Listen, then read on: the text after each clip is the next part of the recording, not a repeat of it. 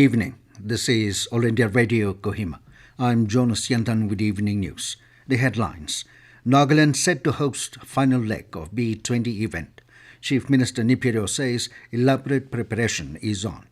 Odd even scheme to be enforced in Kohima Town for all commercial vehicles starting tomorrow in view of G20 Summit. President Droupadi Murmu says world-class new knowledge and science on large scale can be created by promoting Indian languages. And Prime Minister Narendra Modi says there is no dearth of political will to fight against corruption in the country. Now the news in detail. Nagaland is hosting the fourth and final B20 sessions organized in the Northeast as part of G20 Dialogue Forum for the global business community. Union Minister of State for External Affairs, Dr. Rajkumar Ranjan, will grace the B20 conference on 5th April to be held at State Banquet Hall, Kohima. Briefing media persons at Jumugitima today, Chief Minister Neiphiu Rio said the meet will witness the convergence of 64 overseas delegates from 29 countries and diplomatic delegations, which include 6 ambassadors from Costa Rica, Cuba, Iceland, Jamaica, Paraguay, 1 deputy head of mission from Estonia, and 2 consul generals from Costa Rica and Germany. He also said focused trade and business delegations from Bhutan, Bangladesh, Iceland, Japan, and UAE will participate at the B20 program. Rio said Confederation of Indian Industry, along with the state government, would facilitate business-to-business and business-to-government meetings. Chief Minister Rio said elaborate and exhaustive preparations are underway in Kohima for showcasing the potential of the state for inviting investments during the B20 conference. The Chief Minister also said the state government is not only making elaborate arrangements to showcase investment and partnership opportunities in the state, but also to provide a unique experience for visiting delegates with an exposure to Nagaland's culture, local cuisine, art, festivities, and scenic beauty. The delegates will be arriving in the state tomorrow from a special flight and will proceed to the state capital, Kohima, by road. The odd-even scheme of vehicular movement will be enforced in Kohima tomorrow and Wednesday from 6 a.m. till 9 p.m. This was necessitated in view of the upcoming G20 Summit and in the interest of public convenience. The odd-even will be implemented for all commercial vehicles such as 2- and 4-wheeler taxis, pickups, or Tata Mobile and buses. Vehicles with registration numbers ending in odd digits would be allowed to ply tomorrow, followed by vehicle numbers ending with even digits on Wednesday. In addition, Kohima Traffic Police has declared no parking zone along the stretch of road from Aradura Retreat to DCP Gate via Mohonkhola, POC, PHQ Junction, Classic Island, SKV Petrol Pump, and DCP Gate to High School Junction via Pulbari, Old NST, Razu Point, Kezeke, Tinbati, and also from High School Junction to Hotel Vivor via Razakre Government Higher Secondary School and Duda Guest House. Vehicle owners have been asked to use the multi-level car parking lot at Old NST and Old Medical Directorate, made available free of cost from today till 6th April. Parking lot near Hotel Crescent International is reserved for B20 delegates. Further, entry for heavy vehicles within Kohima Town will be restricted from 6 a.m. to 9 p.m. for the 3 days. Meanwhile, movement and parking of vehicles from 3rd Mile Junction towards Kohima till Patkai Bridge from 12 noon to 3 p.m. are also restricted from tomorrow. While on April 6, the same restriction will be imposed from Patkai Bridge towards Dimapur till 3rd Mile Junction from 11 a.m. to 2 p.m. President Droupadi Murmu has said that it is possible to create world-class new knowledge and science on a large scale by promoting Indian languages. She said that among the many important suggestions in the new Education Policy 2020, emphasis has been laid on feeling proud of Indian heritage and on making the Indian languages the medium of instruction.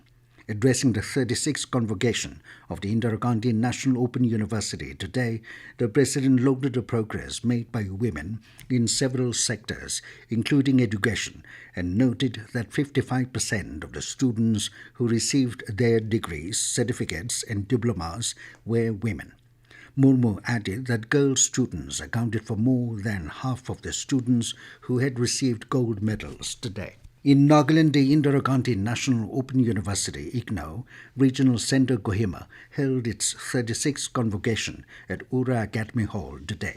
Speaking as the guest of honour, Vice-Chancellor, Droupadi University, Agartala, Professor Ganga Prasad Prasen said that IGNOU has benefited thousands since its inception, enabling people to get more education irrespective of age or race.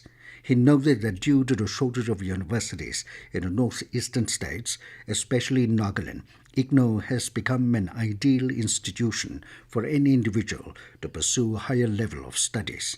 Urging the students to strive towards excellence, Professor Prasen challenged them not to be job seekers but job givers at any given opportunity. A total of 1,002 learners under Kohima Regional Centre received their degrees and diploma certificates on the occasion. This news comes to you from All India Radio, Kohima.